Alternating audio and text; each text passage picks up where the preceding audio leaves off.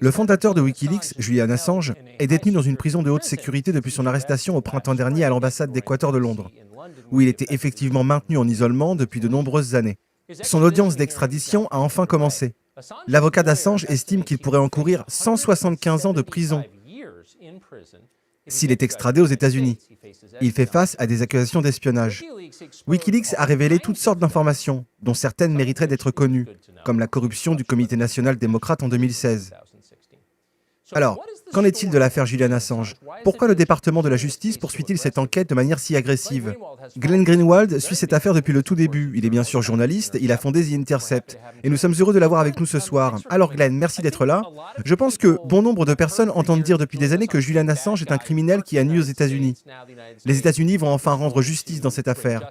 Quel est votre point de vue à ce sujet? Dites-nous ce que nous devrions savoir en 3 minutes sur Julian Assange. Rappelez-vous, Tucker, que l'enquête criminelle visant Julian Assange a commencé avec l'administration Obama, parce qu'en 2010, Wikileaks a publié une série de documents qui n'ont causé de préjudice à personne. Même le gouvernement ne le prétend pas. C'était très gênant pour l'administration Obama. Ça a révélé toutes sortes d'abus et de mensonges liés à ces guerres sans fin que le Pentagone et la CIA sont déterminés à mener. Ces documents étaient embarrassants pour Hillary Clinton et ils ont donc ouvert une enquête judiciaire pour tenter de le poursuivre au motif qu'il avait rendu public ces informations. Il a travaillé avec le New York Times, le Guardian, afin de publier des informations très gênantes sur cette machine de guerre sans fin, sur les néoconservateurs qui travaillaient dans l'administration Obama. Pour comprendre ce qu'il se passe ici, il suffit d'observer une affaire très similaire, que le président Trump a récemment soulevée, à savoir la poursuite, là encore par l'administration Obama, d'Edward Snowden. Parce que lui aussi a exposé les mensonges de James Clapper. Il a révélé qu'il existe un énorme système d'espionnage que la NSA et la CIA contrôlent et qu'elles peuvent utiliser contre les citoyens américains. Et il est évident que cela ne vient pas du président Trump. Il a félicité Wikileaks en 2016 pour son travail d'information auprès du public. Il sait parfaitement à quel point les systèmes d'espionnage qu'Edward Snowden a exposés peuvent faire l'objet d'abus. Et ont fait l'objet d'abus en 2016.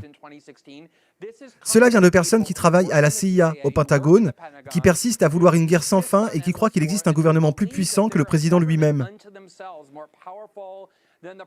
J'ai publié ce week-end un discours de Dwight Eisenhower dans lequel il prévenait que ce complexe militaro-industriel que nous appelons maintenant l'État profond devenait plus puissant que le président. Chuck Schumer a averti, juste avant l'entrée en fonction du président Trump, que défier la CIA était une erreur, parce qu'ils peuvent se venger de tous ceux qui leur font obstacle. C'est de cela qu'il s'agit dans ces affaires, Tucker. Ils punissent Julian Assange et tentent de punir Edward Snowden pour avoir informé le grand public de choses qu'ils ont le droit de savoir au sujet de l'administration Obama. En fait, ils sont en train de dire au président Trump, vous ne dirigez pas le pays, même si vous avez été élu, nous le faisons. Et ils mettent au défi d'utiliser son droit de grâce pour mettre un terme à ces poursuites très abusives, dont l'une a entraîné 8 ans de sanctions à l'encontre de Julian Assange pour avoir dévoilé la vérité. Et l'autre a entraîné 7 ans d'exil en Russie pour Edward Snowden, simplement pour avoir informé le public et mis dans l'embarras des responsables politiques très puissants. Donc, pour résumer, en 30 secondes, le président pourrait gracier Julian Assange dès maintenant et mettre fin à tout cela, n'est-ce pas? Il pourrait le gracier, ainsi qu'Edward Snowden, et le soutien de l'ensemble du spectre politique est très large, tant à droite qu'à gauche.